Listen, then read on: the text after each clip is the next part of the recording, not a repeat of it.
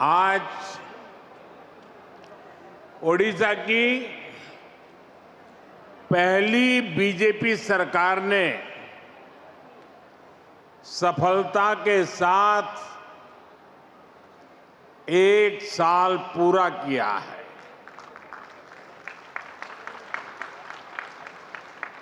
ये वर्षगांठ सिर्फ सरकार की नहीं है, ये सुशासन की स्थापना की वर्षगांठ है। यह 1 साल जन सेवा और जन विश्वास को समर्पित है। ये ओडिशा के करोड़ों मतदाताओं के विश्वास पर खरा उतरने के ईमानदार प्रयास का एक शानदार वर्ष है। मैं ओडिशा की जनता का, आप सभी का हृदय से अभिनंदन करता हूं। मैं मुख्यमंत्री श्रीमान मोहन मांझी जी और उनकी पूरी टीम को भी बहुत बहुत बधाई देता हूं। आप सभी ने प्रशंसनीय काम करके ओडिशा के विकास को नई गति दी है। साथियों, ओडिशा सिर्फ एक राज्य भर नहीं है, ये ओडिशा भारत की विरासत का दिव्य सितारा है।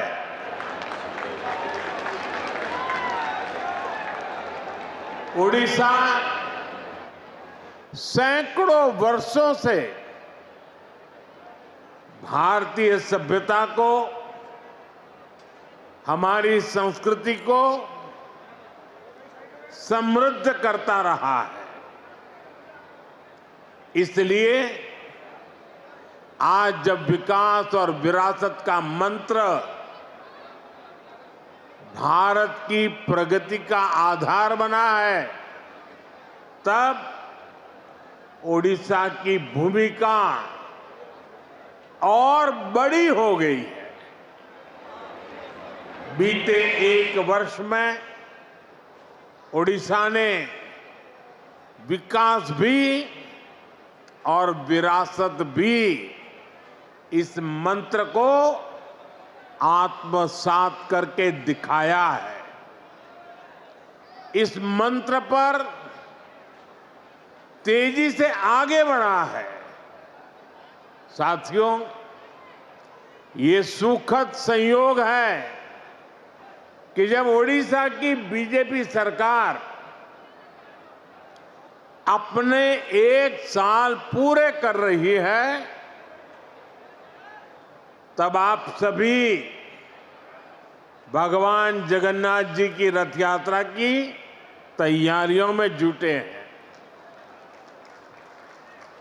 महाप्रभु हमारे लिए आराध्य भी है, प्रेरणा भी है, और महाप्रभु के आशीर्वाद से श्री मंदिर से जुड़े विषयों का समाधान भी हो गया है।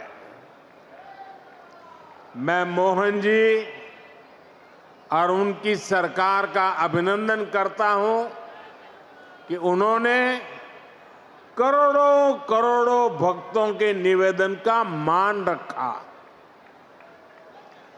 यहां सरकार बनते ही श्री मंदिर के चारों द्वार खोल दिए थे।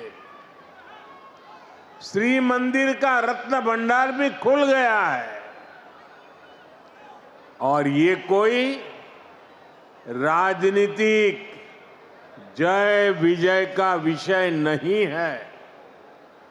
ये करोड़ों भक्तों की आस्था का सम्मान करने का कार्य हुआ है। साथियों, अभी 2 दिन पहले मैं कनाडा में G7 समिट के लिए वहां था और अमेरिका के राष्ट्रपति ट्रंप ने मुझे फोन किया। उन्होंने कहा कि अब कनाडा तो आए ही हैं, तो वॉशिंगटन होकर के जाइए, साथ में खाना खाएंगे, बातें करेंगे। उन्होंने बड़े आग्रह से निमंत्रण दिया। मैंने अमेरिका के राष्ट्रपति को कहा कि आपका निमंत्रण के लिए धन्यवाद, मुझे तो महाप्रभु की धरती पर जाना बहुत जरूरी है।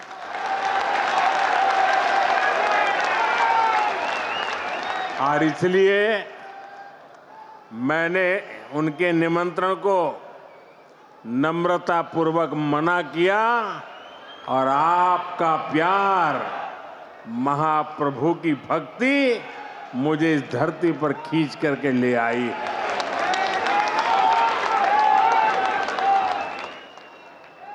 भाइयों बहनों, आजादी के बाद दशकों तक देश में लोगों ने कांग्रेस का मॉडल देखा। कांग्रेस के मॉडल में न सुशासन था और न ही लोगों का जीवन आसान था। विकास परियोजनाओं को अटकाना, लटकाना, भटकाना, घनघोर करप्शन, यही कांग्रेस के विकास मॉडल की पहचान थी। अब देश पिछले कुछ वर्षों से व्यापक तौर पर बीजेपी का विकास का मॉडल देख रहा है। बीते दशक में देश के कई राज्य ऐसे हैं जहां पहली बार भाजपा की सरकारें बनी है। इन राज्यों में सिर्फ सरकार नहीं बदली, बल्कि सामाजिक और आर्थिक परिवर्तन का भी नया दौर शुरू हुआ है। मैं आपको पूर्वी भारत के ही उदाहरण देकर के समझाना चाहता हूं। मैं एक उदाहरण देता हूं असम का। असम में एक दशक पहले तक स्थितियां बहुत खराब थी। अस्थिरता, अलगाव, हिंसा, यही सब कुछ असम में नजर आता था। लेकिन आज असम विकास के नए रास्ते पर दौड़ रहा है। कई दशकों से जो उग्रवादी गतिविधियां चल रही थी, वो बंद हुई है। आज असम कई पैमानों में देश के दूसरे राज्यों से आगे निकल रहा है। इसी तरह दूसरा एक राज्य का मैं उल्लेख करूंगा, त्रिपुरा। त्रिपुरा में भी कई दशकों से वामपंथी शासन के बाद लोगों ने भाजपा को पहली बार अवसर दिया। त्रिपुरा भी विकास के हर पैमाने पर काफी पीछे चल रहा था। इंफ्रास्ट्रक्चर बेहाल था, सरकारी सिस्टम में लोगों की सुनवाई नहीं होती थी, हिंसा और भ्रष्टाचार से हर कोई परेशान था। और जब से भाजपा को सेवा करने का अवसर मिला, आज त्रिपुरा शांति और प्रगति की मिसाल बन रहा है। साथियों, हमारा ओडिशा भी दशकों से अनेक समस्याओं से जूझ रहा था। गरीब तक, किसान तक उनका पूरा हक नहीं पहुंच पाता था। भ्रष्टाचार और लाल फीताशाही हावी थी। ओडिशा का इंफ्रास्ट्रक्चर बेहाल था। ओडिशा के अनेक क्षेत्र विकास में और पीछे छूटते जा रहे थे। ऐसी अनेक चुनौतियां ओडिशा का दुर्भाग्य बन गई थी। इन चुनौतियों के समाधान के लिए बीते 1 साल में भाजपा सरकार ने पूरी मजबूती के साथ काम किया है। साथियों, विकास का जो डबल इंजन यहां चला है, उसका फायदा भी दिख रहा है। आज भी यहां जो हजारों करोड़ रुपए के प्रोजेक्ट का शिलान्यास और लोकार्पण हुआ है, उसमें डबल इंजन की छाप है। ओडिशा में डबल इंजन ने यहां की जनता का डबल बेनिफिट किया है। मैं एक उदाहरण देता हूं। आप भी जानते हैं, लंबे समय तक ओडिशा के लाखों गरीब परिवार आयुष्मान योजना से बाहर थे। आज आयुष्मान भारत जन आरोग्य योजना और गोपबंधु जन आरोग्य योजना, दोनों इंजन यहां चल रहे हैं। इससे ओडिशा के करीब 3 करोड़ लोगों को मुफ्त इलाज का लाभ मिलना तय हुआ है। और सिर्फ ओडिशा के अस्पतालों में ही नहीं, बल्कि अगर देश के दूसरे राज्यों में भी यहां से कोई काम करने गया है, तो वहां भी जरूरत पड़ने पर उसको मुफ्त इलाज मिलना शुरू हुआ है। मैं देख रहा हूं, मेरा जन्म गुजरात में हुआ और हमारे यहाँ सूरत में एक प्रकार से मैं कहूँगा कि आप 2 कदम चले और कोई न कोई उड़िया आदमी मिलेगा आपको। इतने उड़ीसा के लोग सूरत में रहते हैं। अब इस योजना का लाभ सूरत में रहने वाले मेरे उड़ीसा के भाई बहनों को भी मिलेगा। अभी तक उड़ीसा के जिन 2 लाख लोगों का इलाज इस योजना के तहत हुआ है, उसमें अनेकों लोगों ने देश के 1 दर्जन से ज्यादा राज्यों में मुफ्त इलाज पाया है। 1 साल पहले तक इतने सारे साथियों को मुफ्त इलाज की ऐसी सुविधा संभव ही नहीं थी।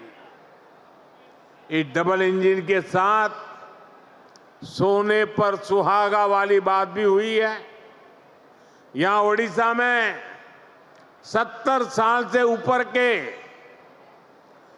23 लाख से ज्यादा बुजुर्ग हैं। उन्हें प्रधानमंत्री वय वंदना योजना के माध्यम से 5 लाख रुपए तक का मुफ्त इलाज मिलना पक्का हुआ। यानी सामान्य परिवारों की बहुत बड़ी चिंता कम करने का काम हमारी सरकार ने किया है।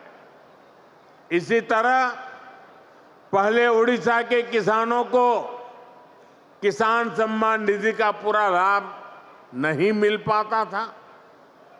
जब उड़ीसा के किसानों को केंद्र और राज्य दोनों की योजनाओं का डबल लाभ मिलना शुरू हो गया है, हमने किसानों को धान का अधिक मूल्य देने की जो गारंटी दी थी, उसका भी लाखों धान किसानों को लाभ मिला है।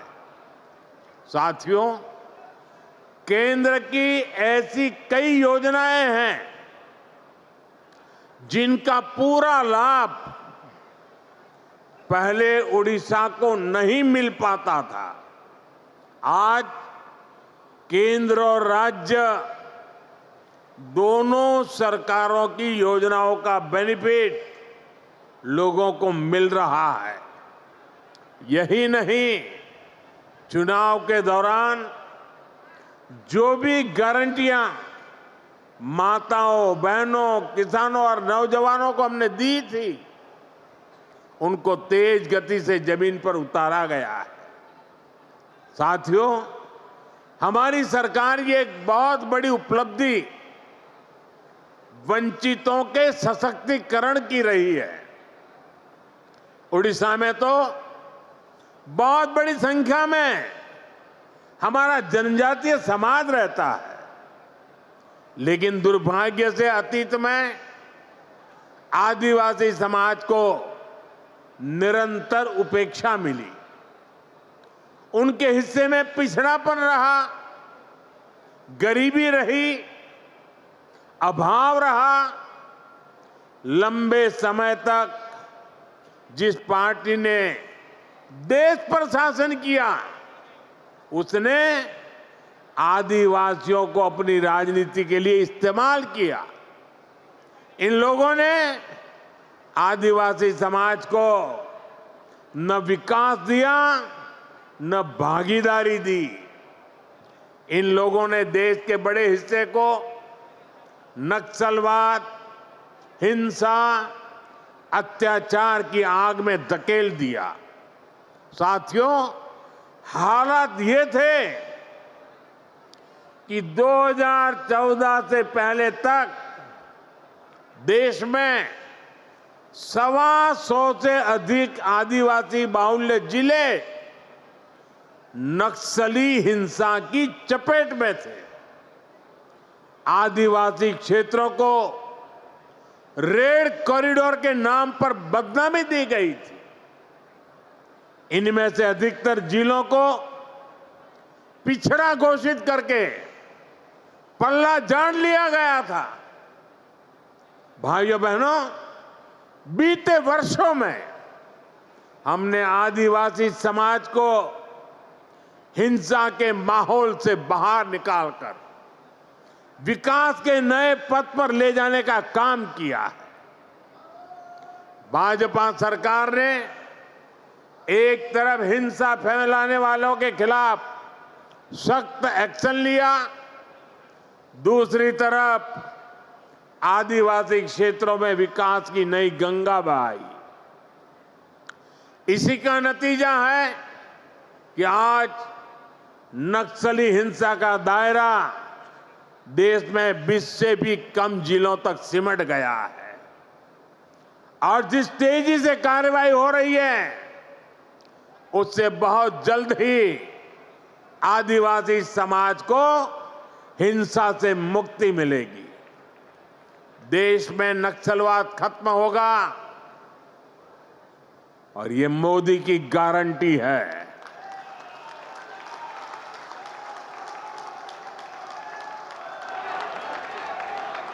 साथियों,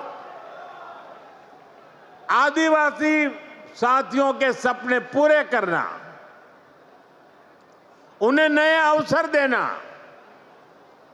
उनके जीवन से मुश्किलें कम करना हमारी सरकार की प्राथमिकता है।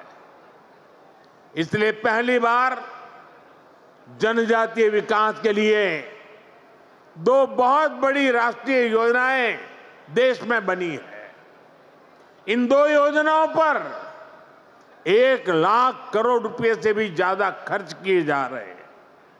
पहली योजना है धरती आबा जनजातीय ग्राम उत्कर्ष अभियान। बिरसा मुंडा जी के नाम पर इसको रखा गया है।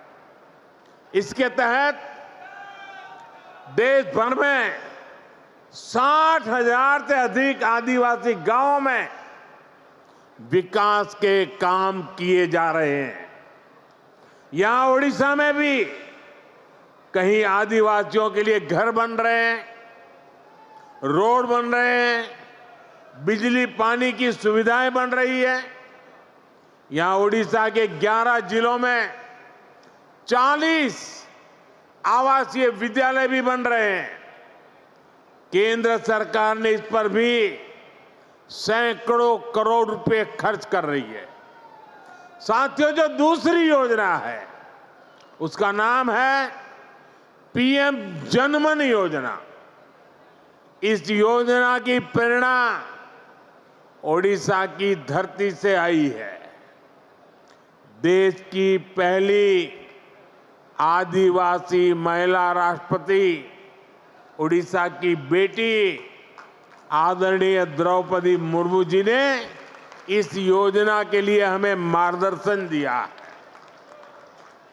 इस योजना के तहत आदिवासियों में भी अति पिछड़ी आदिवासी जातियों की मदद करने का काम हो रहा है।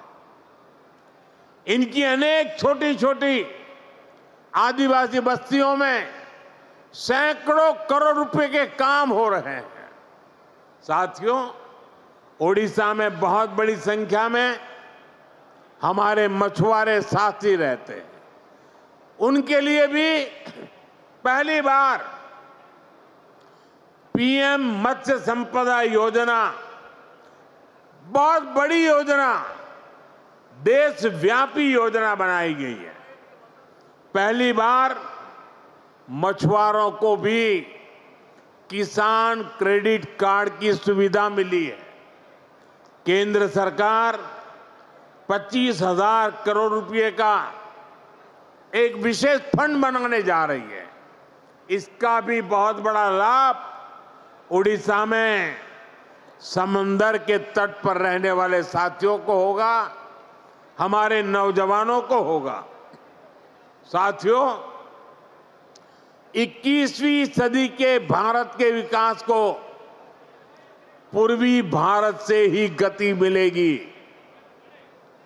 ये पूर्वोदय का कालखंड है। इसी भाव के साथ हम ओडिशा सहित पूरे पूर्वी भारत के विकास में जुटे हैं। 1 साल पहले यहां भाजपा सरकार बनने के बाद इस अभियान में और गति आ गई है। ओडिशा के पारादीप से लेकर झारसुगुड़ा तक औद्योगिक क्षेत्र का विस्तार हो रहा है। इससे ओडिशा में मिनरल्स और पोर्ट लेड इकोनॉमी को बल मिल रहा है।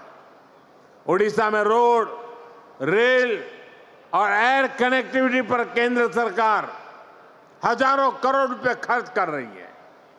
पारादीप में मेगा ड्यूएल फीड क्रैकर और डाउनस्ट्रीम यूनिट, इसकी स्थापना हो। चंडीखोल में क्रूड ऑयल स्टोरेज फैसिलिटी हो। गोपालपुर में एलएनजी टर्मिनल का निर्माण हो। ऐसे अनेक कदम ओडिशा को एक बड़े इंडस्ट्रियल स्टेट के रूप में स्थापित करेंगे। यहां पेट्रोलियम, पेट्रोकेमिकल्स, टेक्सटाइल और प्लास्टिक से जुड़े उद्योगों को बल मिलेगा। इससे छोटे और लघु उद्योगों का बहुत बड़ा नेटवर्क यहां बनेगा। ये नौजवानों के लिए रोजगार के लाखों नए अवसर लेकर आएगा। बीते वर्षों में ओडिशा में पेट्रोलियम और पेट्रोकेमिकल्स के सेक्टर में ही करीब 1.5 लाख करोड़ रुपए का निवेश हो चुका है। ओडिशा भारत का पेट्रोकेमिकल हब बनने की तरफ तेजी से आगे बढ़ रहा है। साथियों, बड़े लक्ष्य पाने के लिए हमें बहुत दूर तक देखना होता है, दूरदृष्टि रखनी होती है। यहां जो हमारी भाजपा सरकार है, वो सिर्फ 1 साल की उपलब्धियां और 5 साल बाद क्या होगा इतने तक सीमित नहीं है। वो आने वाले दशकों के लिए ओडिशा के विकास के रोड मैप क्या होगा इसके पर काम कर रही है। ओडिशा सरकार ने 2036 के लिए, जब ओडिशा राज्य 100 साल का होगा, उन्होंने उसके लिए विशेष प्लान बनाया है। ओडिशा भाजपा सरकार के पास 2047 के लिए भी रोड मैप है। जब देश की आजादी के 100 वर्ष पूरे होंगे, मैं ओडिशा विजन 2036 को देख रहा था। उसमें बहुत ही महत्वाकांक्षी संकल्प तय किए गए। मुझे पक्का भरोसा है कि ओडिशा के प्रतिभाशाली और मेहनती नौजवानों के सामर्थ्य से हर लक्ष्य को आप जरूर प्राप्त करेंगे। हम सभी मिलकर ओडिशा को विकास की नई बुलंदी तक पहुंचाएंगे।